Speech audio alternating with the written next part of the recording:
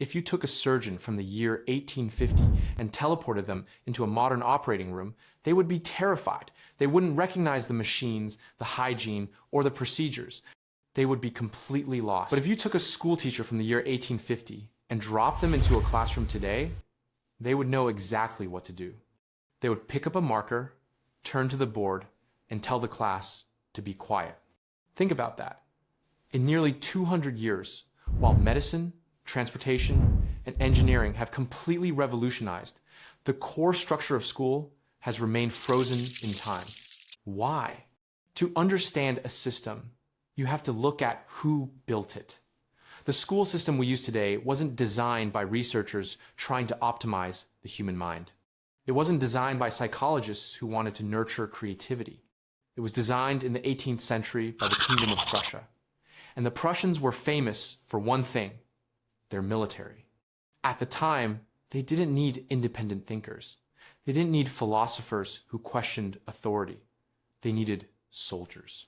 They needed men who would follow orders, stay in line, and react instantly to a command. So they built a system to manufacture them. When the Industrial Revolution arrived, factory owners looked at this military model and realized it was perfect for them, too. They didn't need creativity either. They needed workers who could tolerate repetitive tasks for hours without complaining. Look at the modern classroom. It isn't built for collaboration. It is built for mass production. The rows of desks are designed to isolate you. The teacher at the front is the commander. Raising your hand is just asking for permission to speak or move. We spend our childhoods wondering why school feels so suffocating, why it feels like it's fighting against our natural curiosity. The answer is uncomfortable, but simple. The system isn't broken. It was built this way on purpose. It is doing exactly what it was designed to do. It just wasn't designed for you. The Bell and the Dog. But how do you get a building full of energetic, chaotic children to submit to this kind of rigid structure? You can't just ask them. You have to condition them. And in the school system, that conditioning starts with a sound. In the early 1900s, a physiologist named Ivan Pavlov conducted a famous experiment. He would ring a bell every time he fed his dogs. Eventually, he didn't even need the food. He could just ring the bell and the dogs would start salivating. Their bodies physically reacted to the sound. This is called classical conditioning, and it is the exact same psychological mechanism used in your high school. We tend to think the school bell is just a way to tell time. It isn't. A clock tells time. A bell is a trigger. Think about what actually happens when that bell rings. You might be in the middle of writing a sentence. You might be deep in a math problem. You might finally understand a concept you've struggled with for weeks. You are in what psychologists call a flow state, that moment where learning actually happens. But when the bell rings, you are forced to stop instantly. You have to close the book, forget the thought, and move to a completely different room to study a completely different subject. This teaches you a very dangerous lesson. It teaches you that the schedule is more important than the work. It teaches you that your internal focus doesn't matter. Only the external authority does. In the real world, great work requires deep, uninterrupted focus. But school trains you to be interrupted. It trains you to switch tasks on command, not because you're finished, but because the shift is over. Whatever you were building, it doesn't matter. The bell rang. The Myth of the Average. Once you have the factory architecture and the psychological conditioning, you need a way to process the raw material. In this system, the raw material is you.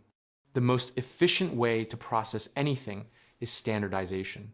Think about how strange the concept of grade levels actually is. We take 30 human beings who have completely different interests, different talents, and different biological clocks, and we group them into a single room strictly based on their date of manufacture. Because you were born in 2005, you belong in this batch. Because you were born in 2006, you belong in that batch.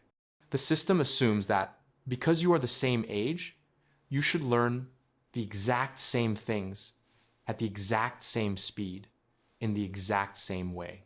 But human beings don't grow like products on an assembly line. We grow organically. Some people grasp mathematics instantly but struggle with language. Others are brilliant artists who can't sit still for a history lecture. But the system cannot handle that variance. It relies on the average. The curriculum is designed for a theoretical average student who doesn't actually exist. If you are faster than the average, the system punishes you. It tells you to sit down, wait for the others, and stop asking questions. You learn that being smart means being bored. If you are slower than the average, maybe you just need a different explanation or a little more time, the system punishes you even harder. The assembly line keeps moving, and you are left behind. You are labeled slow or defective. The tragedy is that the speed of learning has nothing to do with the capacity for learning. You can be a genius who learns slowly. You can be an innovator who needs to move fast. But the school system isn't optimized for the outlier. It is optimized for the batch. It prioritizes the schedule of the institution over the potential of the individual. The currency of compliance. This brings us to the most effective tool the system has, the grade. We are taught from age 5 that an A is good and an F is bad. We attach our self-worth to these letters. We cry over them. We fight for them. But if you look honestly at what an A represents, it is rarely a measure of intelligence. It is a measure of compliance. To get an A, you don't need to think critically. You need to regurgitate exactly what the teacher said, exactly how they said it. You need to follow the rubric. You need to color inside the lines. School rewards the students who are the best at following instructions. This creates a dangerous habit. It trains you to wait for a rubric that doesn't exist in the real world. In the real world, there are no multiple choice answers. There is no teacher to tell you if you are right. The biggest problems in life, how to build a career, how to maintain relationships, how to find meaning, are open-ended. This is why so many academic success stories struggle the moment they leave the system. They are waiting for someone to give them the assignment. They are waiting for permission to start. They have been trained to solve problems that already have answers. Meanwhile, the students who struggled in school, the ones who couldn't sit still, who questioned the rules, or who refused to do busy work often thrive in the real world. Why? Because they never learned to depend on the system for their validation. They learned to navigate it. The system tricked you into thinking that the goal of life is to please the authority figure. But in the real world, compliance isn't a competitive advantage. Innovation is. If you treat life like a classroom, you will spend it waiting for a grade that is never coming. The unlearning process. So, where does this leave us? If you are currently in school, or if you are an adult still carrying the scars of this system, looking at it this way can feel depressing. It feels like the deck is stacked against you. But understanding the mechanism isn't depressing. It's empowering. Because once you see the system for what it is, you can stop taking it personally. You can stop feeling stupid because you don't fit into the standardized mold. You can stop feeling anxious because you aren't perfectly obedient. The goal isn't to burn the school down or to drop out in protest. In our society, that diploma is still a key that opens doors. You need it.